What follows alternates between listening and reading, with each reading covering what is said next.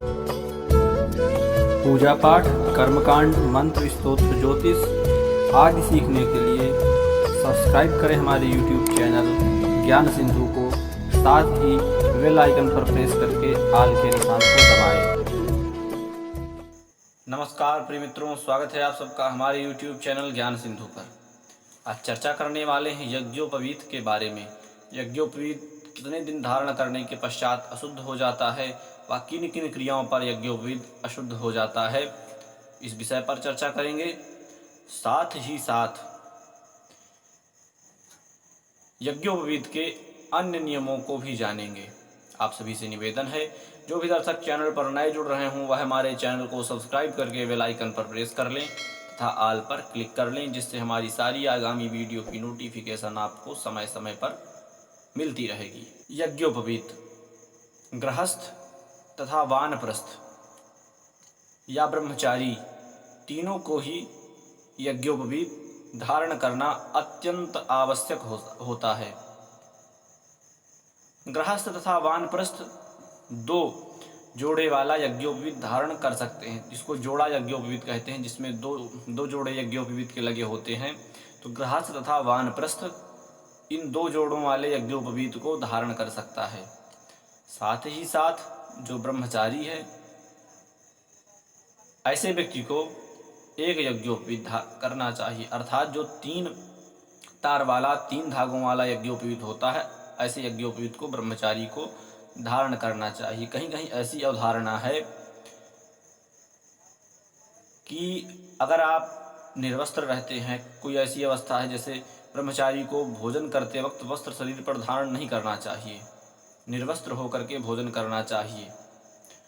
तो कहीं कहीं ऐसी धारणा भी है, ऐसी शास्त्रों की मान्यता भी है कि ऐसे व्यक्ति को इस स्थिति में 2 यज्ञोपवीत ब्रह्मचारी को भी धारण करके रखना चाहिए। साथ ही साथ आगे चलते हैं, इस विषय पर बात करते हैं कि एक यज्ञोपवीत अगर हमने धारण किया तो वह कितने दिन तक शुद्ध रहता है।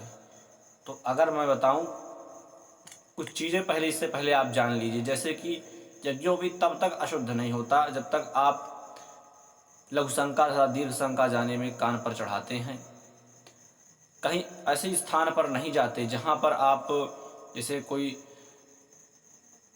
मृत्यु हो गई या किसी घर में किसी बालक का जन्म हुआ, ऐसे घरों पर नहीं जाते।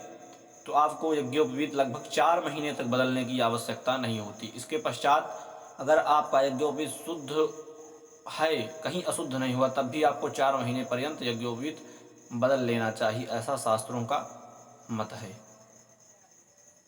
साथ ही साथ चंद्र ग्रहण तथा सूर्य ग्रहण के पश्चात भी यज्ञोपवीत को बदल लेना चाहिए, ऐसा भी शास्त्रों का मत है। जब भी चंद्र ग्रहण सूर्य ग्रहण हो जाए तो आपको यज्ञोपवीत बदल लेना चाहिए। और आगे इससे बात करते हैं, जो आपका यज्ञोपवीत हो वह आपके कमर तक आता हो, अर्थात आपके कमर तक रहे, वही यज्ञोपवीत सर्वथा शुद्ध रहता है। अगर आपके कमर से नीचे यज्ञोपवीत है तो वह काफ़ी हद तक अशुद्ध माना जाता है। साथ ही साथ अगर आपके बाएं कंधे से सरक करके यज्ञोपवीत आपके बाएं हाथ पर आ जाता है तो यह यज्ञोपवीत भी अशुद्ध है।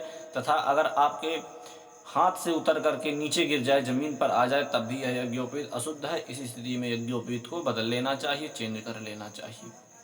एक चीज़ आपको बता दूं, यज्ञोपवीत मात्र कोई धागा नहीं है। जैसे पत्थर में भगवान का आधान किया जाता है, मूर्ति में भगवान का आधान किया जाता है, प्राण प्रतिष्ठित की जाती है मूर्ति, उसी प्रकार से यज्ञोपवीत भी अभिमंत्रित किए जाते हैं। यज्ञोपवीतों का भी संस्कार किया जाता है, तत्पश्चात धारण किया जाता है यज्ञोपवीतों को।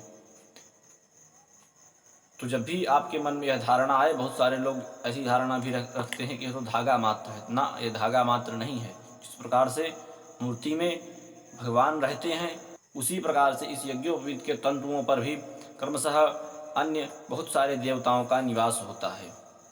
यज्ञोपवीत को हमेशा संस्कार करके ही धारण करना चाहिए। यज्ञोपवीत की संस्कार भी जानना चाहते हैं तो मुझको कमेंट के माध्यम से बताइए। नमस्कार, पुनः मिलते हैं आपसे एक नई वीडियो पर।